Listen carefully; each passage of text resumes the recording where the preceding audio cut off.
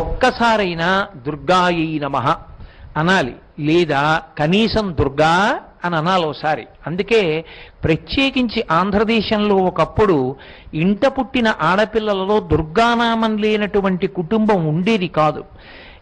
ప్రతి ఇంట్లోనూ ఒక ఆడపిల్లకి దుర్గా అన్న పేరుతో ఉండేవారు.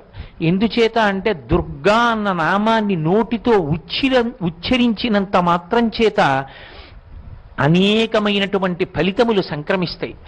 దుర్గా ఈ ఒక్క నామంలో దకారాన్ని ఉచ్చరించడం చేత దైత్యనాశనం అవుతుంది. దైత్యులంటే రాక్షసులు. ఆ రాక్షసులు నశించినటువంటి కారణం చేత మనసులలో ఉద్రేకమైనటువంటి భావనలు, సమాజాన్ని పాడు చెయ్యాలి, సమాజాన్ని వక్రగతిలోకి తీసుకెళ్లాలనేటటువంటి ప్రబోధాలు ఉండవు.